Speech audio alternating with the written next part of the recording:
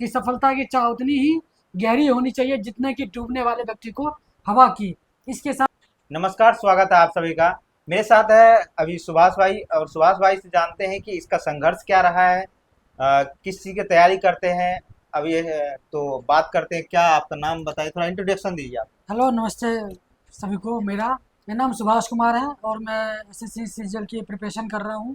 और अभी हाल फिलहाल में जो 2025 का जो सीजीएल का पेपर हुआ था उसको अटैम्प्ट किया था। उसमें मैंने 83 क्वेश्चन अटैम्प्ट किए हैं। ठीक हम्म। है। तो और बस हम जो है बैकग्राउंड जो हमारा फैमिली बैकग्राउंड जो है वो बहुत मतलब मिडिल फैमिली से आते हैं। ठीक है। पिताजी किसान हैं और माताजी जो है मतलब गृहस्थ है। बस वहीं से आते हैं और यहाँ पे अपना करके किसी तरह संघर्ष करके पढ़ाई कर रहे हैं और आगे सरकारी नौकरी के लिए कोशिश कर रहे हैं। तो ये बताइए कि आपने कब सोचे थे कि मुखर्जी नगर जाके हम पढ़ाई करेंगे। सर देखो, पहली बात तो मैंने सोचा ही नहीं था कि मुखर्जी नगर जाके मैं पढ़ाई करूँगा। सबसे पहले मैं जो है यहाँ पे आया भी था तो पढ़ने के लिए नहीं आया था। हम्म। तो हम सब लोग तो भाई ट्वेल्थ कर लिया तो बहुत हम्म। कुछ हो गया। हम्म। ग्रेजुएशन भी नहीं किया हम लोगों ने। मैंने ट्वेल्थ, क्योंकि हम जैसे बिहार क्षेत्र से आते हैं हम लोगों का क्या आता है, मिडिल फैमिली से भी हम नीचे आते हैं, तो हम लोगों का ट्वेल्थ हो गया तो हम सोचते हैं बहुत कुछ हो गया। तो हमने कभी किया नहीं, ट्वेल्थ करके अपना जो है ना दिल्ली भाग गए कमाने के लिए।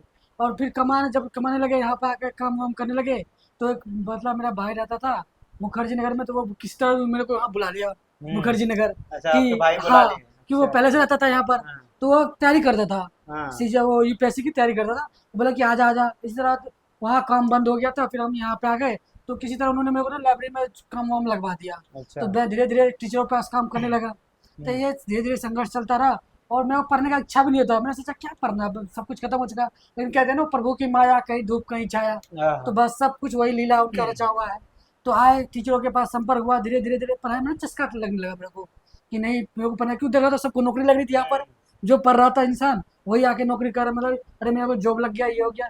धीरे धीरे धीरे धीरे कर, वो कहते हैं ना, करत करत अभ्यास करत जन्मत हो तो सुजान, और रस्सी आवत जावत सिर पर परत निशान। अच्छा। तो बस तो वही धीरे क्या धीरे। क्या कठिनाई आज जो आपने इतना बड़ा संघर्ष आपने कर रहे हैं आपने, तो क्या कौन कौन सा चीज की तैयारी की, कौन सा पेपर दिए आपने, क्या क्या कठिनाइयां झेली हैं मुखर्जी नगर में रह के, थोड़ा सा बताएं। जो नए बच्चे हैं उनको थोड़ा मार्गदर्शन मिल देखो जाए। सर, मैं तो क्या है, संघर्ष तो चल ही रहा है, ऐसी बात नहीं। हर स्टूडेंट के लाइफ में संघर्ष चल रहा है, चाहे वो पैसा वाला हो चाहे जो भी हो, जो भी तैयारी कर रहा है।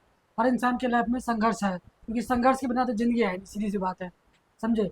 संघर्ष यही चल रहा है कि अब जब वो पेपर दे रहे हैं अपना, धीरे धीरे पढ़ाई भी क्या होता है कि हम लोगों को ना तो फैमिली से कोई हेल्प होता है, कमाना भी होता है और पढ़ाई भी करना होता है। टाइम पीरियड बांध रखा है, जैसे मान के चलो 8 घंटे पढ़ाई करना है, 6 घंटे पढ़ाई करना है, हम्म। तो उस हिसाब से टाइम भी देते हैं। हम्म। अब इतना टाइम जॉब करना है, जॉब करना, बहुत लोगों को घर से पैसा आता है तो वो अलग होता है। हम लोगों को कमाओ, हम्म। कमाने के साथ साथ क्या होता है, मेंटली होता है, क्या होता है, पढ़ाई भी करना, पढ़ाई करने के साथ नौकरी लेना, वो सबसे बड़ा रिस्क होता है। टाइम हम्म। कितना देना है, किस सब्जेक्ट पे कितना टाइम देना है। जॉब के साथ कैसे मैनेज करते हैं स्टडी को आप। सर जैसे पार्ट टाइम जॉब करते हैं, हम्म। समझे, पार्ट टाइम जॉब करने में 5 घंटा 4 घंटा जॉब कर लिए, फिर टाइम बचा उधर 6 घंटे, मान के चलो 6 घंटे जॉब कर लिए। हम्म। ठीक है, 6 घंटे में अब जो भी टाइम बचा है उसमें क्या होता है, खाना पीना भी हो जाता है। फिर उसके बाद होता है अपना टाइम बांट लिए 3 घंटे 4 घंटे। जो भी सब्जेक्ट है, जो सब्जेक्ट मजबूत है उस पर कम टाइम देते हैं, जो कमजोर है, जैसे इंग्लिश मेरा कमजोर है, हम्म। क्योंकि हमारा बैकग्राउंड इंग्लिश लेवल है ही नहीं, हम्म। इंग्लिश समझ भी नहीं पाते, तो इंग्लिश पर ज़्यादा टाइम देते हैं। हम्म। क्योंकि सीजीएल में जो हमारा लेवल का जो है इंग्लिश पर, सारा खेल इंग्लिश पर ही है। जीएस है लेकिन फिर भी इंग्लिश बहुत मायने रखता है, तो इंग्लिश पर अपना टाइम देते हैं, धीरे धीरे मेहनत कर रहे हैं। सीजीएल में सिलेक्शन के लिए किस चीज पर ज्यादा, कौन सा सब्जेक्ट पर ज्यादा फोकस करना देखो, चाहिए। सीजीएल के लिए जो सबसे ज़्यादा सारे सब्जेक्ट इंपॉर्टेंट है। किसी का इंग्लिश मजबूत है तो किसी का जीएस नहीं है, किसी का मैथ मजबूत है, किसी का रीजनिंग है। तो लेकिन सब बराबर है, सबसे ज़्यादा इंपॉर्टेंट है इंग्लिश। अब जिसको इंग्लिश आता है उसके लिए तो जरूरी नहीं है। हम्म। जैसे जो इंग्लिश बैकग्राउंड से नहीं है, उसके, अब जो इंग्लिश बैकग्राउंड से उसका मैथ मजबूत है, हम्म। जिसका मैथ मजबूत है तो उसका इंग्लिश कमजोर है। बहुत ज़्यादा बच्चों का जीएस ही कमजोर है।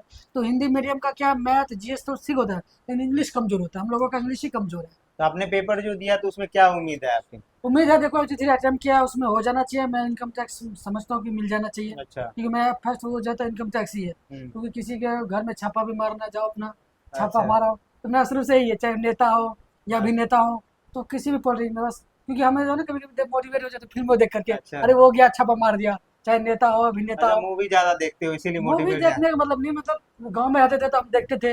हाँ। बस वो हमारे उधर भाड़ा पे ले आते थे। मूवी देखते रहते थे, वो अच्छा पता चलता था अच्छा। अरे इनकम टैक्स ऑफिसर है, किसी के घर पे जाता था छापा मार देता था। अब वो रूल नहीं है कि किसी घर पर, जब तक नहीं आपको फिर भी मतलब हम तो देख सरकार के, से या जहाँ पर दिक्कत हो वहीं पर छापा मार नहीं नहीं सकते हो, वो आप तो कहीं तो भी छापा नहीं फिल्म मार देंगे। फिल्म देखते तो उस हिसाब से, वो तो जब सरकार में जब आओगे, हर चीज का नियम कायदा है, एक हम्म मर्यादा होता है। अब हम्म मर्यादा में जाके हर चीज कर सकते हो, हम्म मर्यादा के खिलाफ नहीं जा सकते हो किसी हम्म। चीज में। तो क्या कहेंगे यार, लास्ट मैसेज क्या देना चाहेंगे आप बच्चे को मैं आपके? लास्ट यही मैसेज देना चाहता हूँ बच्चों को जो भी संघर्ष कर रहा है।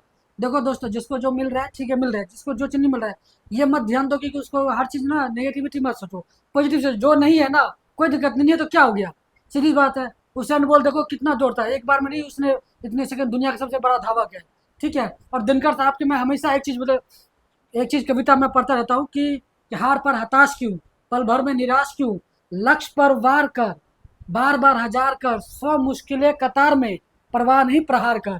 बस मैं यही करता हूँ। और हमेशा जहाँ भी आप पढ़ने बैठे हो ना, वहाँ बस एक चीज, एक पेपर पर लिख लिया करो, ध्यान रहे, नजर हमेशा लक्ष्य की ओर, समझे। दिमाग में हमेशा लक्ष्य चलना चाहिए, क्योंकि कोई भी मंजिल पाने के लिए ना हमारे दिमाग में ना वो चीज चलनी चाहिए, ठीक है। और एक अच्छी सी लाइन लास्ट में मैं बोलना चाहता हूँ, मैं आप लोगों को धन्यवाद देना चाहता हूँ, और अपना जो विचार जो रखा है, धन्यवाद, जय हिंद, जय थैंक यू भारत। सर, आपसे मिलकर बहुत अच्छा लगा, बात करके अच्छा लगा। इस चैनल पे नए हैं तो सब्सक्राइब करिए, शेयर कीजिए। Thank you so much. जय हिंद, जय भारत। धन्यवाद।